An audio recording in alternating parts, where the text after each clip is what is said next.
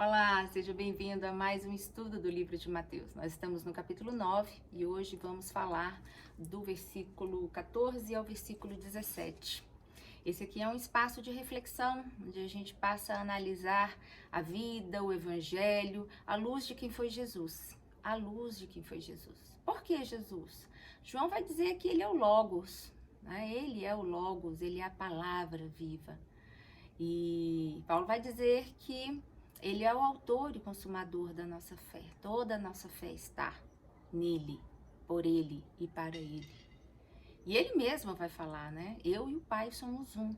Então, se você quer ser filho de Deus, se você quer se considerar uma filha de Deus, ande como Jesus andou, olhe como ele olhou, inclua como ele incluiu. Tire momentos de reflexão, né? Tinha momentos que ele saía, ele parava tudo e falava, vou ali orar, não mexam comigo. E ele ia, porque ele era homem também, ele precisava do silêncio da mente, para ouvir o seu próprio coração, as suas inclinações e ouvir, né, o Pai falar com ele. Então, é assim que a gente vai se assemelhando e vamos nos tornando pequenos Jesuses, ainda mais em dias tão difíceis como o que nós estamos vivendo. E eu convido você então a pegar a sua Bíblia, tire esse tempinho para você e a gente vai falar aqui, começar no capítulo 9, do versículo 14, nós paramos no versículo 13, falamos dessa palavra de Jesus, dizendo que ele quer misericórdia, ele não quer sacrifícios, ele não quer votos, ele quer que nós olhemos para o outro, né, e com um olhar de amor, um olhar de piedade, um olhar de inclusão, porque esse é o olhar dele. E aqui no 9, eu vou ler, que você siga aí, a gente vai, à medida que eu vou lendo, eu vou falando o que eu acho aqui importante.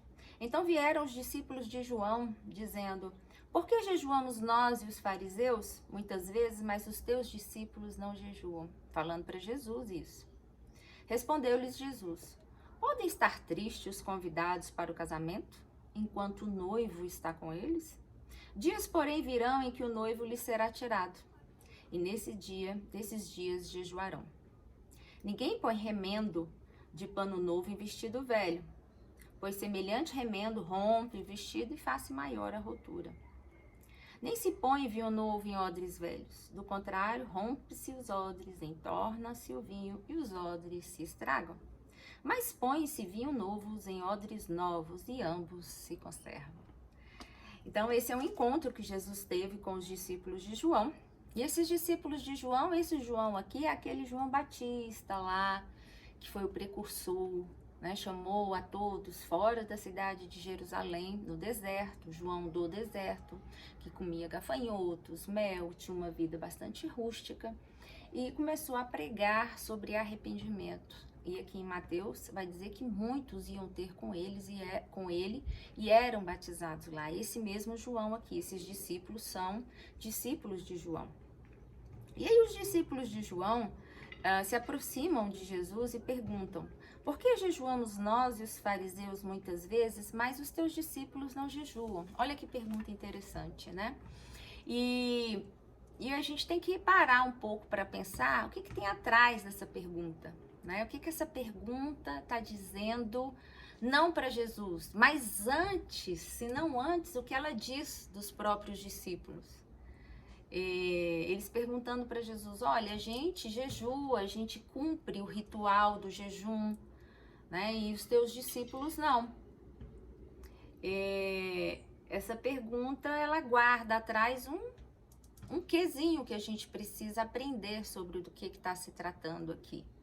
Esses discípulos, a gente tem que entender que eles não tinham ainda o conhecimento acerca da novidade de Jesus, como os discípulos de Jesus tinham tão próximos, mas eles já ouviam falar. E eram homens que seguiam ritualísticas, o jejum era uma ritualística. Era como se nós perguntássemos hoje, no dia de hoje, Senhor, por que nós vamos no culto aos domingos e os teus discípulos não? Por que nós entregamos o nosso dízimo e os teus discípulos não? Por que nós participamos das campanhas e os teus discípulos não? Senhor, por que que nós fazemos as campanhas, eu já falei, as vigílias, eu estava tentando lembrar das vigílias. Por que que nós vamos para as vigílias? Toda sexta-feira nós fazemos vigílias e nós nunca vimos os teus discípulos lá. Ele está falando de rito e a gente trazendo para o dia de hoje, a gente tem que se perguntar quais são os nossos ritos e que a gente elege, como eles elegeram, tão fundamentais à sua própria espiritualidade. E que no fundo, né, já não evidenciava, já no judaísmo, já não evidenciava um sinal de espiritualidade. E isso é importante a gente falar. Porque o próprio profeta Isaías, lá em Isaías 58, ele vai falar sobre o jejum. Ele vai falar, olha, o jejum que Deus se agrada não é esse aí que vocês fazem, de se martirizar, colocar sobre a cabeça, né, jogar poeira, pano de saco, que era a linguagem típica do Velho Testamento, e ficar com a carinha de morocochô, dizendo, olha, nós estamos jejuando, mostrando para o sacerdote que vocês estão jejuando. Deus não se agrada disso, não. Senão antes de que vocês levem comida para a viúva, sustente quem está caído, visite os órfãos, acolha quem está precisando de acolhimento. Lá no profeta Isaías, a gente já vê que o jejum que Deus queria pelos profetas já era outro jejum, e não apenas aquele jejum ritualístico. E às vezes, essa pergunta aqui, ela revela que categoria de perguntas o fariseu faz para Jesus.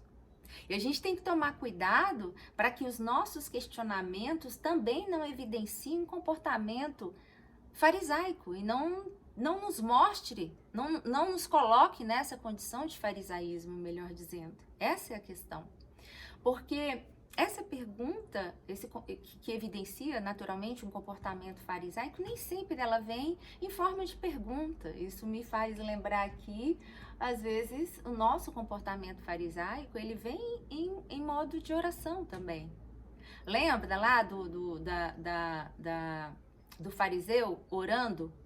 E Jesus vai contar que uma parábola de um fariseu e um publicano, e o fariseu orando, ó Senhor, muito obrigado, porque minha família está no domingo aqui neste culto, nesta igreja, obrigada porque eu não sou como aquele maldito publicano, né, que peca, que não jejua, que não faz isso, que não faz aquilo. E o que Jesus vai dizer dessa parábola? Ele vai dizer, olha, quem vocês acham que desceu justificado para casa? O fariseu ou o publicano? Então, as nossas posturas, os nossos questionamentos e muitas vezes até as nossas orações, elas simbolizam muito daquilo que a gente é, daquele valor que a gente carrega de orgulho, de arrogância, de estratificação mesmo. Eu sou cristão, você não é. Por quê? Porque eu sou praticante, você não pratica. Olha só que absurdo. E Jesus vai dizer que esse lugar não é o nosso lugar. Definitivamente não é. Por isso que a gente não pode julgar uns aos outros. Porque não são os ritos que nos fazem ser filhos de Deus ou não. O que nos fazem, de fato, ser filhos de Deus é aquilo que a gente carrega no coração. É aquilo que, de fato, a gente expressa na vivência diária com os que são da fé, principalmente. Isso é o que caracteriza um filho de Deus. E quando os discípulos fazem essa pergunta, e quando eu faço, quando você faz perguntas dessa natureza, às vezes na mente, esse aí não é filho de Deus, não. Esse aí é filho do Satã. Porque eu tô aqui em casa, domingo à noite, sábado à noite, não tô assistindo coisa pornográfica, não tô fazendo isso, não que se deva fazer, não é isso. Mas você entende que a nossa situação, o nosso comportamento nos dá legitimidade aparente para julgar o outro?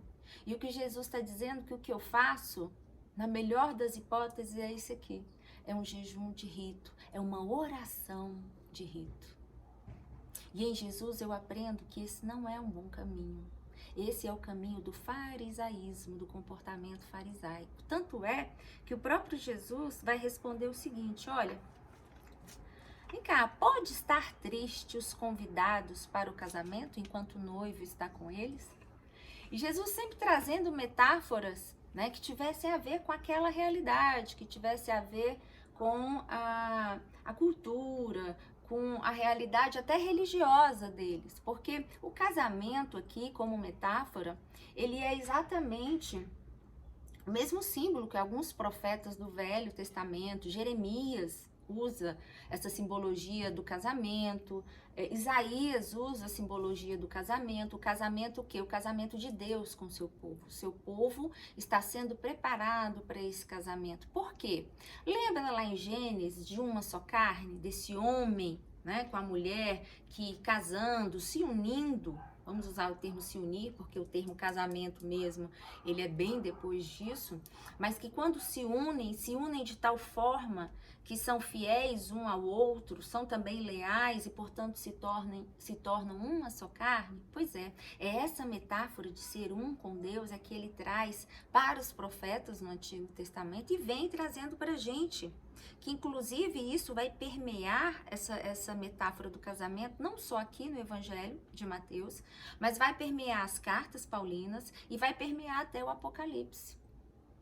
Mas que casamento é esse? O casamento da nova aliança, esse novo casamento, essa nova, coisa nova que vai surgir, né? Essa aliança nova que vai se falar lá em Hebreus, né? Em Jesus, na pessoa de Jesus, no conteúdo que Jesus nos traz e com a morte de Jesus, se estabelece então uma nova aliança entre Deus e os homens. Uma aliança onde o próprio Jesus vai dizer: eu estou no Pai, eu e o Pai somos um, e você em mim, eu e você também somos um.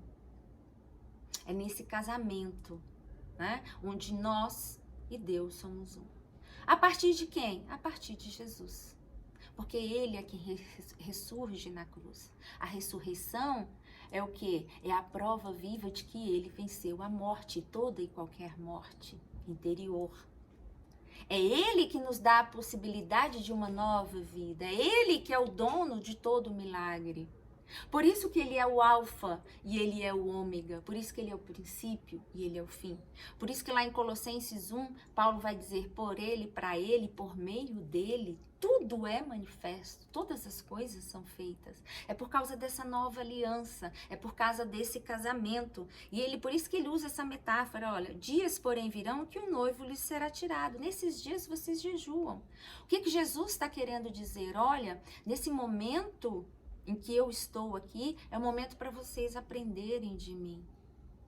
Não é interessante que vocês vivam a tradição e nem os ritos. É importante que vocês vivam quem eu sou. Porque a gente estava falando até então de quê? De tradição. A gente estava falando de uma ritualística espiritual.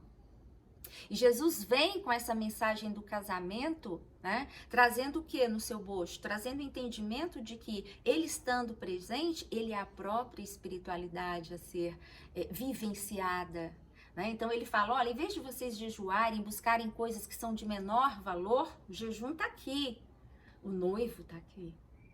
E essa metáfora do casamento, a gente vale lembrar que não é nada muito diferente do que esses homens já tinham contato, porque os profetas do Antigo Testamento já falavam desse casamento. Então Jesus não vem da metáfora de uma coisa do nada, não. Ele sempre traz para o indivíduo, para quem ouve, para quem ele quer suscitar algo, um elemento em que essa pessoa consiga fazer conexão dessa informação.